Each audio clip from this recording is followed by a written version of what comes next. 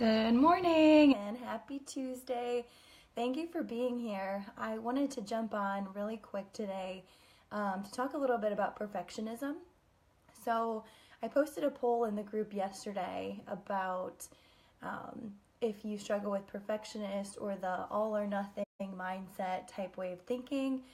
And quite a few of you said yes, and I totally identify with that too, which is why I wanted to come in, because it's something that I notice every day at work. Someone will come in and it'll just be an offhanded comment. Oh, I already ate, a giant slice of cake today, so my whole week's ruined. So those types of thoughts can really ruin you long term. So let's dive in. I'm going to keep it short, sweet, and actionable today so you can get on with your day. So reasons for talking about this topic to start is that so many people struggle with that all or nothing mindset, or having to be perfect, or fitting into a certain box of what they think they should be doing or what someone else thinks that they should be doing. And this leads to a lot of restriction and feeling overwhelmed, honestly. And it's a black hole that we can easily fall into. And sometimes too, there's just so many things to think about. You gotta eat this way, you've gotta exercise this many days, and it can be so overwhelming, and you want to be perfect with it all, but you can't because there's so much, and you can kind of see how the cycle begins. So perfectionism can be that black hole that you fall into and you never get started or progress because you're constantly stuck in this up and down roller coaster cycle. So that ultimately leads to feeling tired and fatigued and burnt out and unmotivated, which leads you right back to square one. So it's been a month in the new year. It's January 30th now. I just had to check the date. So I hope you guys are all doing awesome with your goals, but let's keep it going. Let's not wait until January 1st next year, or stop in August and wait till the new year to start. So let's just keep that going strong here. Just a little personal experience for you, where I've experienced perfectionism in my life is especially with nutrition. So I used to eat a super clean diet, super restrictive. I'd count my calories. I would count my macronutrients, make sure I'm getting perfect ratios of everything. But the sacrifice was a lot greater than what it was worth. Was I seeing good results? Yes, definitely. I loved that part. I was energized, and you still can be without eating that clean and restrictive. I mean, I wouldn't eat desserts. I, would get nervous to go to social gatherings because there'd be a whole bunch of food there that I know that I'd be tempted by.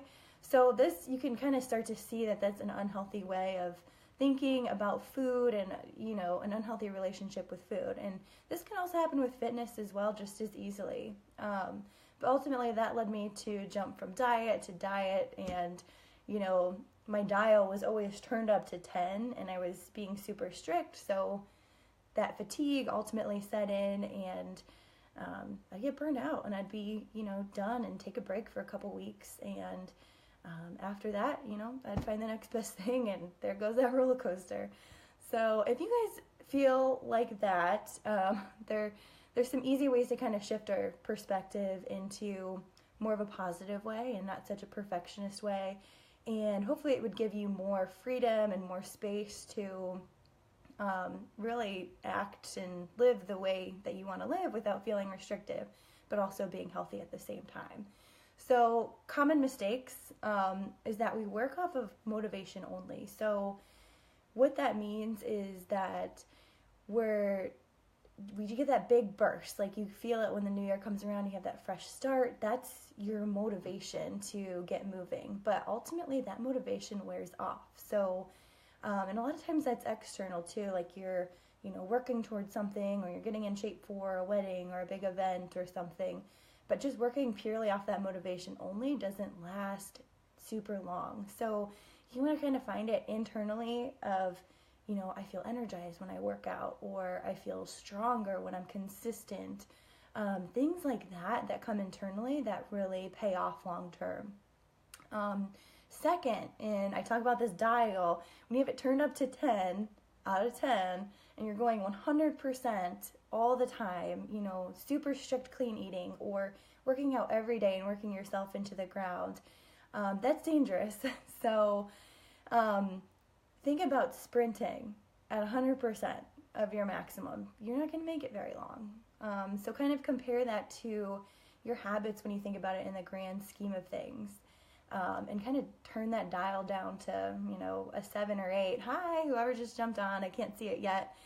But another common mistake is not forming habits that are there for the long haul. So working off motivation only, keeping that dial turned up to 10 all the time, ultimately doesn't lead to forming those habits that are there for long term. So turning it down to something that's more sustainable will be a lot greater in the long term. So ways that we can kind of fix this and to take action today on our perfectionism is to release that all or nothing mindset as part of your identity. So I know a lot of people actually see this as a strength, and it is in certain scenarios, but you might say, I'm an all or nothing person. I'm going to go really hard, or I'm not going to do it at all because it doesn't matter. So kind of release that as part of your identity, because that can be dangerous, as you heard earlier in the video that that can just really run you into the ground if you're sprinting at 100 or being super strict with something for a long period of time. So release that all or nothing as part of your mindset, because it doesn't have to be, and you can actually have a lot more freedom and happiness in your health, fitness, and nutrition without that perfectionist mindset. Live by the 80-20 rule. So that's tip number 2 is 80-20 rule. So 80%, you're doing great. You're working out consistently. You're eating fairly well, but not perfect. 20% of the time, you're going to go to social gatherings. You're going to want to go out for a drink. You're going to want to eat that dessert. Don't restrict yourself on that. That's all there. And you're still going to get results just fine with that 80-20 rule. So treat yourself. And turning that dial down from a 10 to a sustainable 7 or 8. So if you, check in with yourself. Are you sprinting? Do you feel like you could pull back to a 7 or 8 and go for a little bit longer, whether that's nutrition or whether that's, fitness?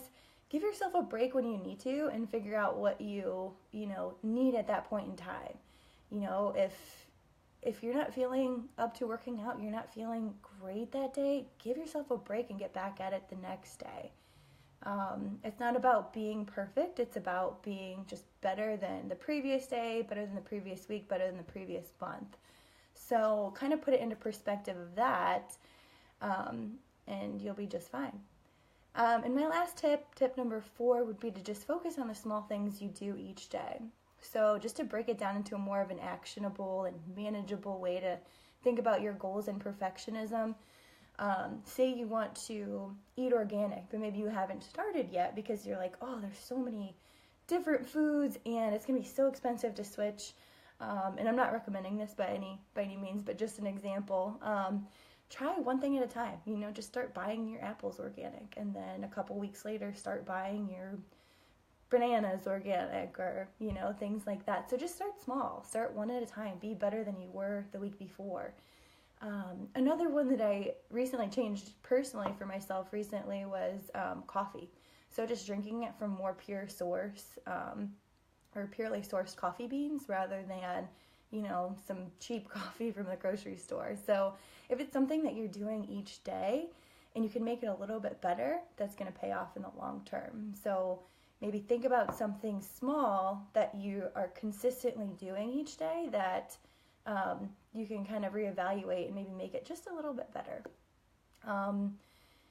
Also, even with fitness, so again, a small thing you can do each day. Add a few minutes to the end of your workout if you have the time for it, and maybe it's 5 minutes, 5 extra minutes, 5 times a week. There's 25 extra minutes a week. So you can see how these little things pay off in the long term. Action steps, and I will wrap this up. Thank you so much for being on. I know, Grace, you're on here. But action steps for today: write down one thing you can do today that will make a big difference months from now. So don't think big difference right now. It's that instant gratification that kind of comes into play too. Think next week or next month or next year, this would be an awesome change to see.